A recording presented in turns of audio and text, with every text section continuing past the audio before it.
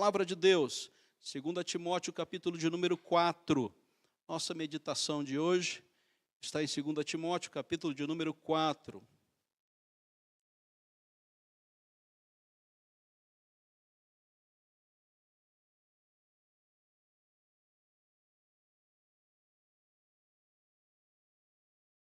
Segunda carta de Timóteo, capítulo de número 4, começando com o verso 1 até o verso de número 8. Segunda carta de Timóteo, capítulo 4, o verso 1 até o verso de número 8.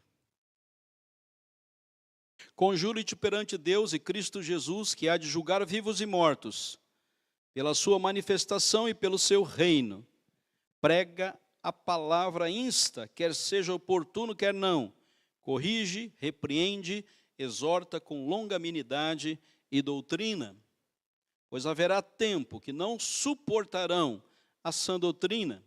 Pelo contrário, cercar-se-ão de mestres segundo as suas próprias cobiças, como se sentindo coceira nos ouvidos, e se recusarão a dar ouvidos à verdade, entregando-se às fábulas. Tu, porém, sê sóbrio em todas as coisas, suporta as aflições, faz o trabalho de um evangelista e cumpre cabalmente o teu ministério.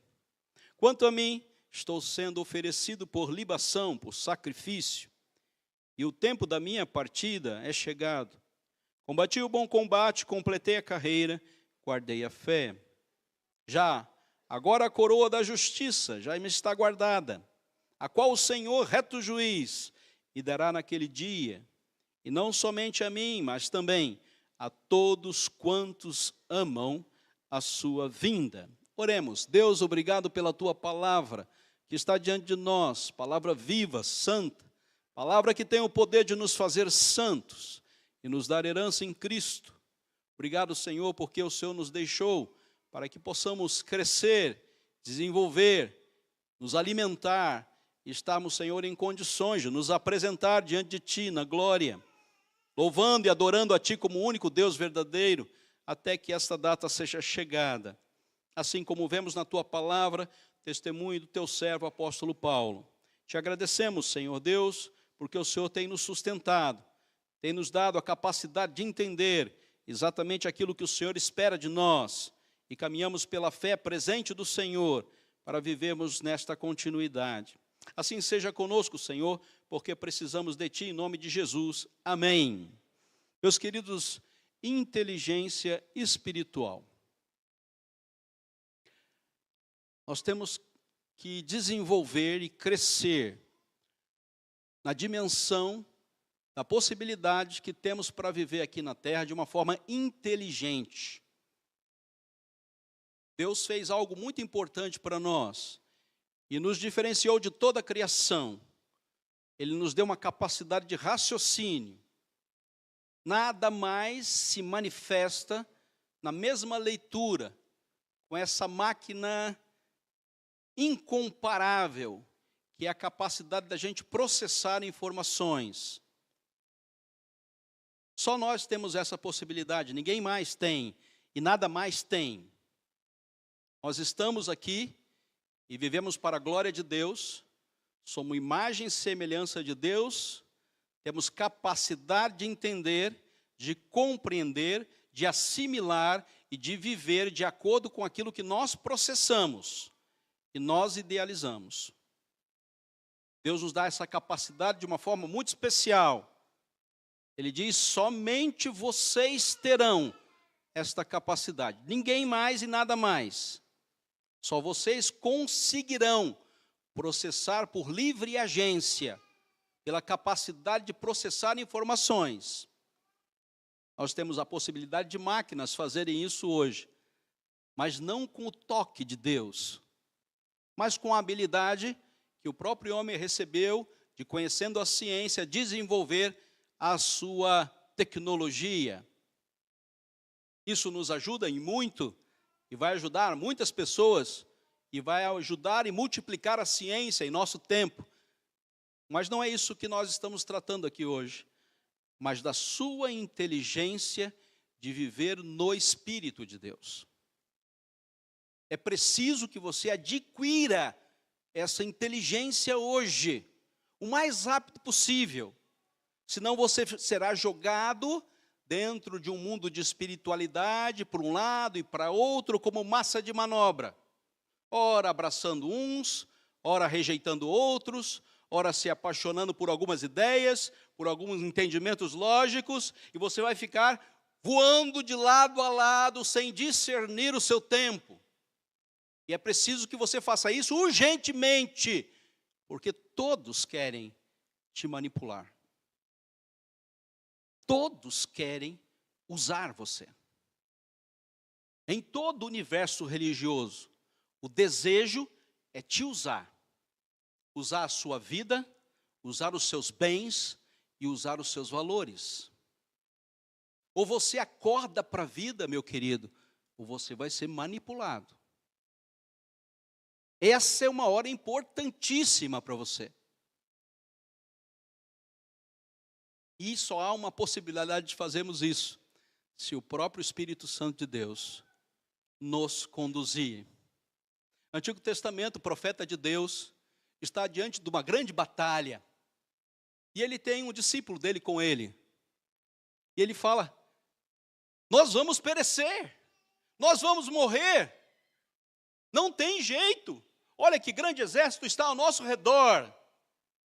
E o grande profeta ora a Deus e diz: Senhor, abre os olhos desse menino, para que ele veja o grande exército que está ao nosso redor.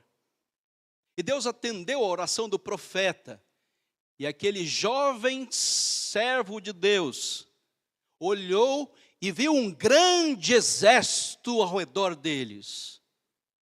É necessário abrir os olhos espirituais para vermos o que realmente está acontecendo em nosso redor. Talvez o profeta antigo não tivesse nem vendo, porque ele nem mais precisava ver isso. Mas era necessário que o jovem aprendiz visse com seus próprios olhos o universo que estava ao seu redor. E aquele exército, grande exército, seria massacrado por todas as hostes celestiais que ali estavam, para dar vitória ao seu servo. Ora, queridos, nosso tempo é mais ou menos na mesma direção. E o texto sagrado hoje nos chama a essa atenção, e como se fosse uma oração do apóstolo dizendo: Senhor, abre os olhos da tua igreja, para que ela seja um pouco mais inteligente espiritualmente. Este é um tempo de manipulação, é um tempo de jogo, é um tempo de mídia, é um tempo de bagunça. Grande desejo do mundo espiritual hoje é bagunçar a sua cabeça, que te faz semelhança e imagem de Deus, com todos os artifícios não mundanos, mas cristianizando aquilo que é bagunça no mundo que está ao nosso redor. Então preste muita atenção nessa hora, querido, porque inteligência não é a capacidade de decorar. Se fosse isso, estaríamos resolvidos. A nossa memória está boa, o remedinho que eu estou tomando está funcionando, então eu vou conseguir decorar e guardar algumas informações na minha memória. Não é essa inteligência que o texto nos leva. A inteligência que o texto nos leva é ver o que está por trás destas coisas. E essa inteligência espiritual que nós precisamos e almejamos é ver o que está por trás das informações. Olhar para ver aquilo que não é visto, assim como o aprendiz de profeta lá no Antigo Testamento, que não via o que estava acontecendo. Ele tinha informações, ele tinha um decoreba de informações, mas ele não tinha capacidade de ver o que realmente estava acontecendo no mundo espiritual. Mais ou menos aqui no texto, voltando para o texto, essa é um texto onde Paulo escreve a Timóteo. Timóteo é um servo do Senhor que está passando por dificuldades. Ele está sendo desprezado pela sua igreja, está desejando abandonar o ministério. Ele não faz uma boa leitura espiritual do que está acontecendo com ele. Vamos rapidamente caminhar nisso. Esse texto aqui é um texto que está, é a 22ª carta das 27 cartas que temos no Novo Testamento, está aí no meio desse período, está próximo das cartas pastorais. Esse é um texto especial. Paulo está preso, está em Roma, está abandonado, está debilitado e está esperando a morte. Então, uma carta de um moribundo, um servo de Deus que está aguardando a hora de ir para a eternidade. Então, é uma carta especial. Portanto, ele tem algumas coisas para falar que devem ser absorvidas pela igreja, guardadas no coração e postas em prática, especialmente para aquele quem ele escreve. Esse é um tempo muito difícil para a vida de Paulo, mas mesmo assim ele dedica grande parte escrevendo uma carta para o seu discípulo. E ele dá 3 orientações para que tenhamos inteligência espiritual, queridos. É preciso nos abraçarmos com a palavra. Prega a palavra, verso de número 2. Ele está perante Cristo Jesus, que há de julgar vivos e mortos, manifesta o seu poder no seu reino, e ele diz, prega a palavra. Em primeiro lugar, o recurso que nós temos agora é a palavra. A inteligência espiritual virá da capacidade que nós temos de entender a palavra, compreender aquilo que a palavra de Deus nos diz. Não dá para pegar carona nessa hora. Eu preciso fazê-lo.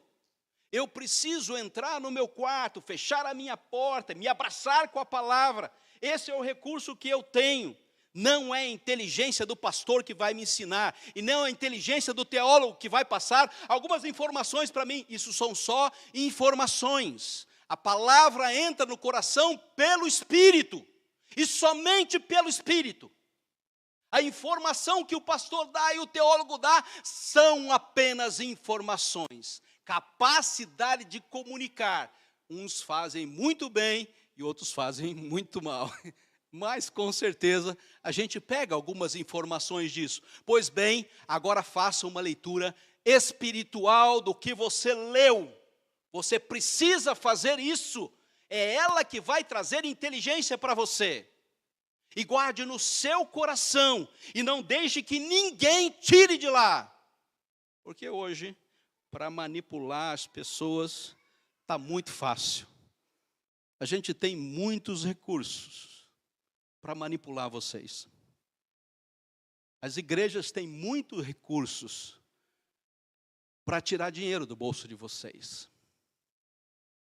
O sonho da espiritualidade é um sonho de mercado.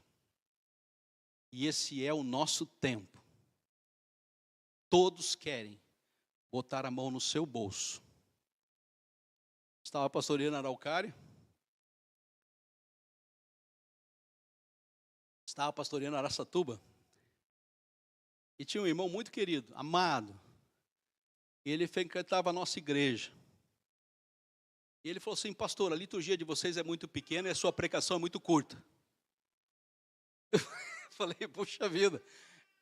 Obrigado pelo carinho, é exatamente isso que eu quero fazer. Uma liturgia objetiva é uma pregação curta. Então você detectou muito bem qual é a boa liturgia e a boa pregação. Porque quanto menos você fala, menos bobeira você diz. Menos pensamentos perdidos você solta. A melhor pregação é aquela que fica só com a Bíblia, e sem achismos, e sem ideias. Mas aí ele falou assim, por isso eu vou dar o meu dízimo em outra igreja. Você vê? A ideia dele é que ele me pagava para eu fazer a liturgia e a pregação. Então, essa dimensão de entendimento é extremamente fora de qualquer contexto cristão. Eu vou dar para aquele programa de televisão, que fala muito mais do que o senhor fala. Vou dar para aquele programa na época era programa de televisão, né? Eu vou dar para aquele programa de televisão que fala muito mais do que o Senhor fala. Quer dizer, eu falava pouco. Eu falei, queridos, temos uma dificuldade muito grande aqui.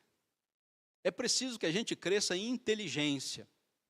A gente não pode ficar nesse nível de espiritualidade. A gente tem que mudar esse nível. Esse nível só muda porque a palavra entrou no coração, no seu coração, e você agora tem a capacidade de discernir o que Deus está fazendo na sua vida e na vida da sua igreja. Depois disso vem, prega a palavra. Mas antes disso, não pregue, não fale. Porque você só vai repetir as mesmas ideias daqueles que estão procurando manipular a igreja. Antes que a palavra passe por dentro de você, e você faça uma leitura pessoal dessa palavra, não pregue, não fale de Jesus.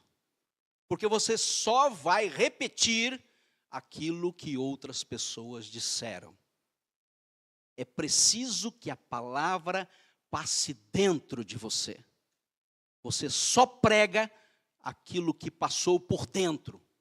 Dizia o professor do Seminário Presbiteriano do Norte, tem fogo e tem calor naquilo que você prega. E o fogo e o calor que vem da pregação é a sua experiência que você tem com a palavra. E não com aquilo que os outros falaram. E as ideias que os outros tiveram, com certeza, querem meter a mão no seu bolso. Prega em todo tempo. Prega com longanimidade, com motivação, com algo que venha de dentro de você, meu querido. Não porque você tem um bom salário, como Timóteo tinha dificuldade, nem porque todos o aplaudiram, como Timóteo tinha dificuldade. Essa não é a razão de pregar. Temos bastante dinheiro e bastantes recursos e sermos aplaudidos. Pelo contrário, muitos de nós seremos mortos porque pregaremos o Evangelho.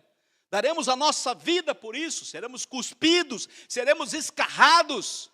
Mas é preciso que você tenha uma inteligência espiritual para fazer essa leitura.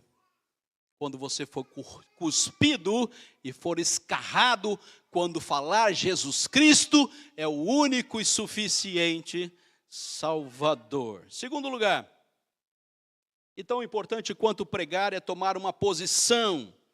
A sua inteligência espiritual deve gerar cuidado. E o verso de número 5 diz, a partir do verso de número 5, tu, porém, sê sóbrio em todas as coisas, suporta aflições, faz o trabalho de evangelista e cumpre cabalmente o teu ministério. A palavra é cuide-se, tome cuidado com você. Você não vai ajudar ninguém se você não está bem. Pelo contrário, você vai atrapalhar a vida dos seus irmãos. É preciso que você esteja bem com você mesmo para proclamar e viver o Evangelho intensamente na sua existência. O primeiro ponto é sobriedade, lucidez, presença de luz. E a presença de luz nunca é discurso, mas é a presença do próprio Deus. A caminhada com Deus, a direção de Deus e o discernimento de Deus. Sobriedade tem a ver com Deus e não com a sua capacidade de raciocinar. Porque a sua capacidade de raciocinar, diz o texto, pode te levar em outra direção. Você pode não suportar a sã doutrina, pelo contrário, você pode cercar de mestres segundo os seus próprios desejos e cobiças, e segundo aquilo que você está fazendo e aquilo que você ouve vai atrapalhar a sua informação. Tome muito cuidado nessa hora, porque você pode recusar e dar ouvidos à verdade, entregando-se a ideias fantasiosas, chamado fábulas. Meu querido, nós precisamos de inteligência espiritual para não trilharmos nesse caminho. É preciso que o Espírito Santo de Deus faça a obra e eu adquira capacidade de ver o que está por trás de tudo o que acontece. principalmente no contexto da igreja. Cumpre cabalmente o teu ministério. Vá até o final. Preste atenção, não importa se você está sozinho. E muitas horas nós vamos caminhar absolutamente sós. E essa carta está sendo escrita dentro de uma cela. Uma pessoa totalmente só, abandonada, debilitada, esperando a morte. Mas a sua mente está na mão do Espírito. E ele tem a capacidade de falar exatamente aquilo que Deus espera que ele fale para o seu servo, para o seu colega de ministério, Timóteo, e para toda a sua igreja. Meus irmãos, tomar uma posição é tomar cuidado, é receber a capacidade de nos aperfeiçoarmos e desenvolvermos a nossa salvação. Finalmente, e tão importante quanto, prepare-se, verso de número 6, quanto a mim, estou sendo oferecido por libação, e o tempo da minha partida é chegado. Essa data ninguém quer marcar no calendário, né? O tempo da minha partida é chegado. E ele tem alguma consciência, você já conhece, uma consciência muito importante, uma leitura muito importante. Combati o bom combate, completei a carreira e guardei a fé, presente de Deus. Já a coroa da justiça me está guardada, a qual o Senhor, reto juiz, me dará naquele dia, e não somente a mim, a todos quanto amam a sua vinda, guardam a volta de Cristo Jesus. Prepare-se, enfrente as lutas, combata o bom combate, não se deixe manipular. O bom combate para a nossa época é não permitirmos que as leituras divergentes de pensamentos teológicos nos leve, coloque a nossa mente em risco, e a nossa capacidade de leitura não está mais dentro da ação do Espírito, mas das minhas próprias ideias e dos meus próprios conceitos. E se recusarão a dar ouvidos à verdade. É mais gostoso ser manipulado do que andar na verdade. E esse é o tempo que nós vivemos. É mais gostoso ser aceito aos pensamentos contemporâneos do que ler a Bíblia do século passado e do século retrasado. Então, o nosso tempo é um tempo de grandes cuidados e eu não devo deixar de me preparar para caminhar para o fim da minha vida. Termine o que você começou, meu irmão. Não pare pela metade. Vá até o fim. Deixe que Deus conduza a sua vida. Prepare-se para chegar ao fim da sua caminhada. Melhor é chegar bem no fim do que começar bem. É melhor que você cresça e se aperfeiçoe e se desenvolva, e que você tenha uma autonomia para fazer isso no Espírito de Deus, do que você embarcar em barcos furados do nosso tempo. Porque existe algo por trás. Tem algo por trás disso. E quando você descobrir, você vai falar assim: quão bobo eu fui por embarcar nessa furada. Tem sempre algo por trás disso. Preste bem atenção. Esse é o seu tempo. Tem sempre uma jogada de marketing. Tem sempre um valor fora da palavra. Tem sempre uma ideia onde a igreja não é o ponto principal, mas a capacidade de eu fazer grandes espetáculos e grandes shows e fazer belos discursos para encher o nosso coração com nada, porque fora da verdade não existe nenhuma possibilidade de edificação. Prepare-se, guarde a fé, porque a fé é obra do Espírito Santo. A fé não é simplesmente um exercício intelectual. Se fosse, estaríamos todos no pós-doutorado de fé.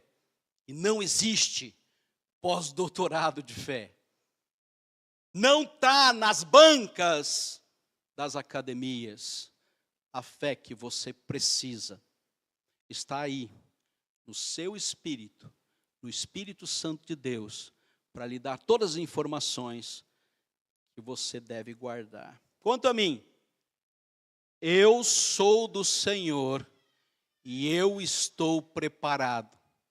Veja que ele não falou aqui a respeito da sua obra, da sua inteligência, da sua capacidade, mas ele disse, eu sou do Senhor e eu estou preparado. Termino, queridos.